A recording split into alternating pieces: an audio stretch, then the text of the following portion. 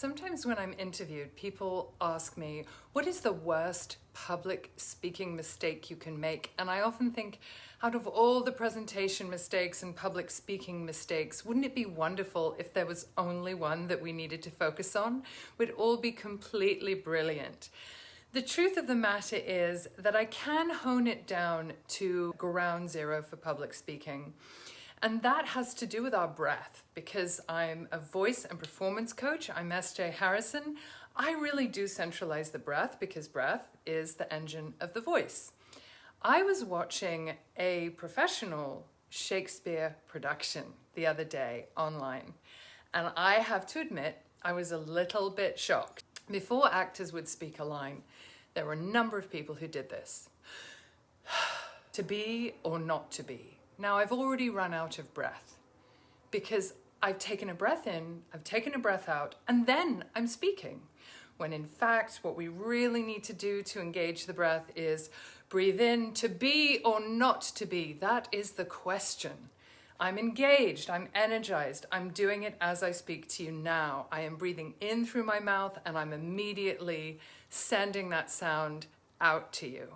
So notice if you do this, and notice there's another thing that happens if you breathe in, hold the breath and then speak. Likewise, we've lost the breath, and I don't know if you noticed that I sped up, right? I sped up because I could tell I was going to run out of breath. And that was subconscious on my part. Even though I'm describing this to you, I simply did what was natural for me if I take the breath in, hold it, and speak.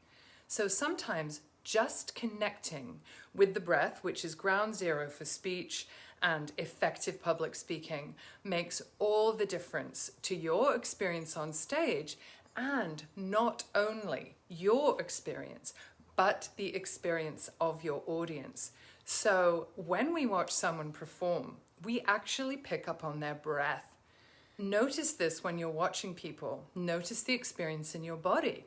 Notice if you're holding your breath. Are you feeling tense when you watch performers? Are you feeling like you need to take care of them because they're making you nervous, because they're nervous? This is to do with something very fabulous called mirror neurons.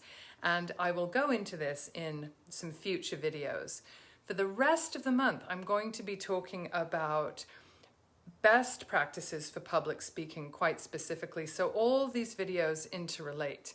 Be sure to catch my last video on public speaking, which is coming up right now so that you can click on it. Here's to unlocking your performance power.